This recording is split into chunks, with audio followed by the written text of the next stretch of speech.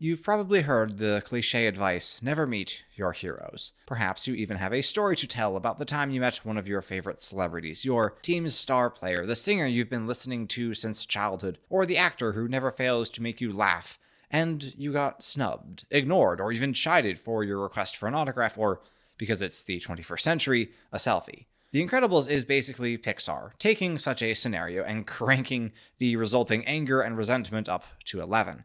I assume you know the story, but in case you don't or need a refresh, our villain-to-be, Buddy, idolizes our protagonist, Mr. Incredible, to the point that he attempts to join the superhero during his nightly patrol and his attempt to foil a bank robbery. Mr. Incredible, none too pleased about having to be responsible for a child as he saves cats and battles bomb-throwing supervillains, issues a harsh rebuke. Fly home, buddy. I work alone. And that's pretty much all it takes, on the surface. To properly understand why Syndrome is such a brilliant villain, we need to tease out his motivations as a child and examine how his inverted character arc mirrors that of Robert Parr. To proceed with the former analysis, I would refer back to moments after Mr. Incredible saved Buddy from getting blown out of the sky, prevented a train wreck by creating a gentler and less fiery train wreck, and then found his would-be protege and escorted him to the cops. And make sure his mom knows what he's been doing. Now, let me ask you this. Is a child's mother typically the parent that comes to mind regarding matters of discipline? And even if she is, for you, would Mr. Incredible think the same way? Based on his desire for a traditional family, I am inclined to believe Bob would think of the father as the primary disciplinarian. His absent-mindedness when Helen is trying to engage him regarding Dash's tack on the chair incident is presented as a clear failure in his fatherly duties. So, why mom? Easy. Buddy has a single mother. This explains a lot, actually. If his mom is working full-time, possibly more than one job, Buddy has ample free time and little adult supervision, which allows him to do things like build rocket boots, and then use those rocket boots to go careening around the city in search of trouble. The lack of a father also sheds light on his obsession with Mr. Incredible. Of course, this kid, desperately needing a male role model, latched onto and sought to identify with the embodiment of masculine strength. I have no official confirmation for this theory, of course, but it makes a ton of sense to me. Mr. Incredible references the fan club, which Buddy would have assumedly attended with a guardian in tow, at least on some occasions, and so Bob would have met or at least seen his parents, or, if I'm correct, parent. Regardless, this one-sided attachment does exist, and we already know the obvious problem of the lack of reciprocation, but there is a deeper issue. This is a shallow, material, and immature connection. Buddy has no idea what it truly means to be a hero, what it might cost him, what responsibilities he would bear. He just wants to dress up in a costume and fight bad guys, because of course he does. He's a kid. We can hardly fault him for not understanding the complexities and hidden darknesses of a superhero's life. How could a child his age not be blinded by power, fame, and the admiration of thousands? Who, then, could teach Buddy what a hero has to be? None other than his idol, of course, but instead Mr. Incredible swats the kid aside like a housefly and goes on with his night. You're not affiliated with me! And this is one of those moments where you have to appreciate the nuance Pixar put into its characters, especially during its golden age. I can't imagine myself acting any less annoyed, speaking any less tersely than Bob, the hero of this movie, does to Buddy here. It's Bob's wedding night. He has, in the past few hours, stopped a shootout on wheels, been granted an assist for capturing a bus robber, saved a man from a grisly death on the pavement, and finally confronted a named supervillain who only got away because his unasked-for sidekick showed up on the scene, even after he had already been physically removed from Mr. Incredible's presence earlier that afternoon. In other words, it has been a long and stressful day, so of course he snaps at the kid, at the source of his latest headache. Any parent of young children will tell you that one of the most challenging aspects of child rearing is having to be the adult in the room at all times. Our kids can lose their tempers, our toddlers can throw fits, and that is to be expected from children who have not yet fully matured or have not even reached the age of reason yet. They have an excuse. I don't. I just need to be better, even when I'm tired, hungry, stressed out, and badly need to pee. Because kids are impressionable. And while I have the opportunity to apologize to my little ones after I lose my patience with them, Mr. Incredible has no such chance. Buddy is whisked away in the back of a police car, never to be seen again. That is, until 15 years have passed and Mr. Incredible finds himself face to face with his former admirer, soundly defeated by Syndrome's latest and greatest Omnidroid. I only wanted to help, and what did you say to me? This brings us to part 2 of our analysis, how Syndrome's arc mirror that of Robert Parr's. Both characters, in nearly the same instant, find their respective worlds turned upside down and are forced to continue on when their purpose was suddenly ripped away. What would they pursue now? The answers for both characters are natural ones. Bob had just gotten married. Driven into hiding, he clung on to what still remained, throwing his energy into making a new life with and for his wife and children. Buddy, rejected and cast aside, vowed vengeance against the man who had spurned his ambition and affection. In other words, Bob attempted to let go of the past. He wasn't exactly successful in that effort, to Helen's endless frustration, but he did try, even if he repeatedly couldn't help himself. Buddy, by contrast, clung to the past willingly, stoking his bitterness for 15 years until it blazed the color of his hair. Every action he took since that day was taken with this moment in mind. Every scientific advancement, every new dollar in his swollen bank account, every super murdered by his evolving Omnidroids was a calculated step upward, with Mr. Incredible waiting at the summit.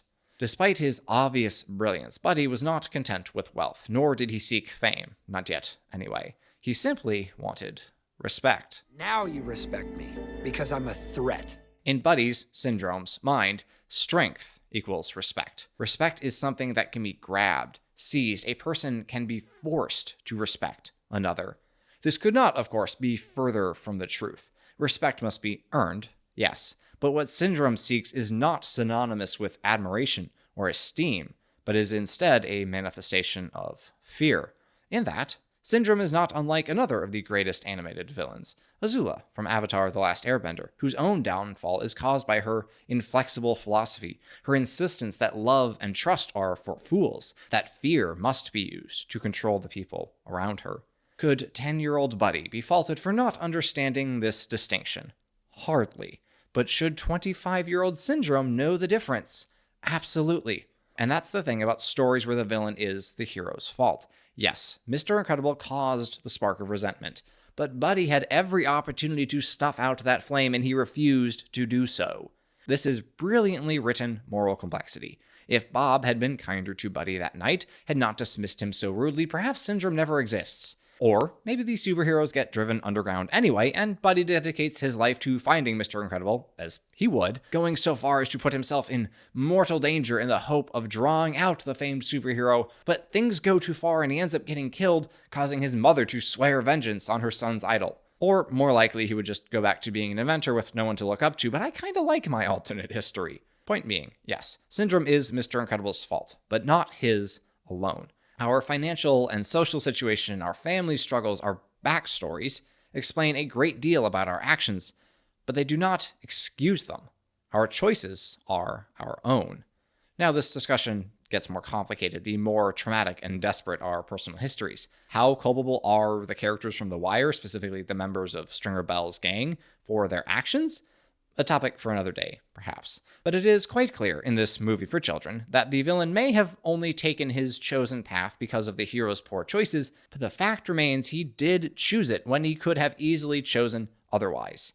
In a day and age where writers tend to create villains who are a bit too sympathetic, I would suggest The Incredibles as a model of how to avoid moral murkiness.